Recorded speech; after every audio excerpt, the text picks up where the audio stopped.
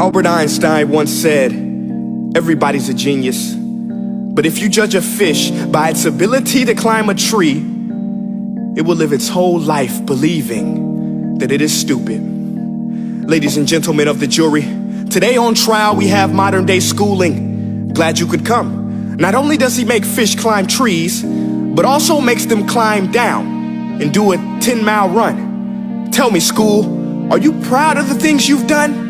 Turning millions of people into robots, do you find that fun? Do you realize how many kids relate to that fish swimming upstream in class, never finding their gifts, thinking they are stupid, believing they are useless? Well, the time has come, no more excuses. I call school to the stand and accuse him of killing creativity, individuality, and being intellectually abusive.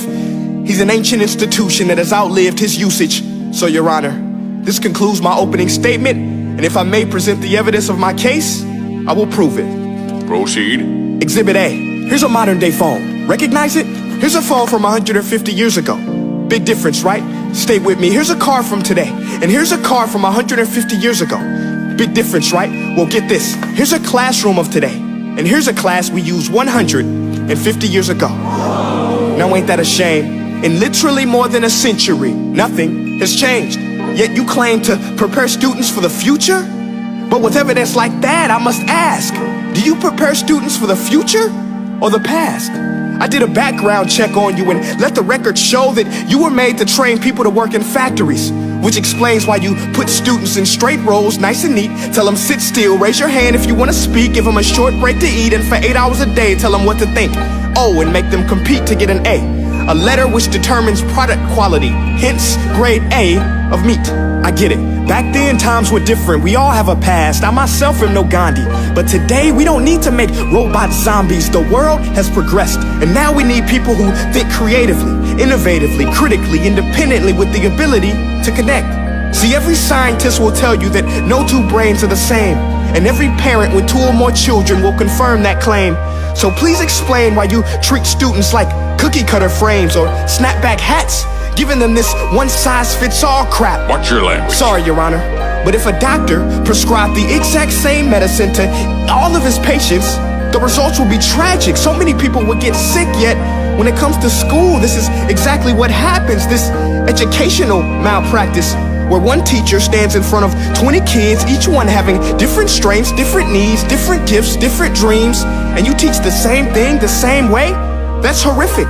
Ladies and gentlemen, the defendant should not be acquitted. This may be one of the worst criminal offenses ever to be committed.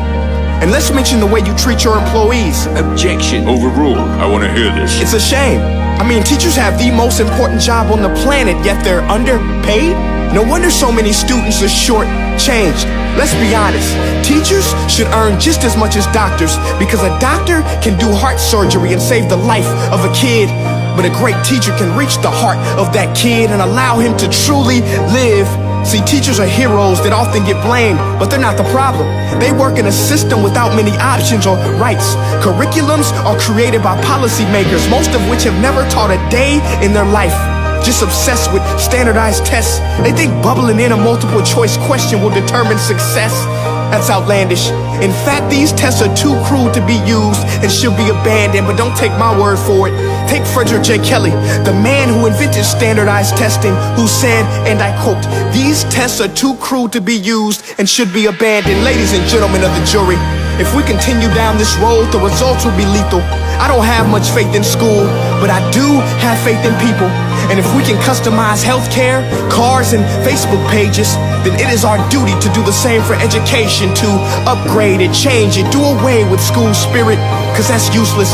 Unless we're working to bring the spirit out of each and every student, that should be our task. No more Common Core. Instead, let's reach the core of every heart in every class. Sure, math is important, but no more than art or dance. Let's give every gift an equal chance. I know this sounds like a dream, but countries like Finland are doing impressive things.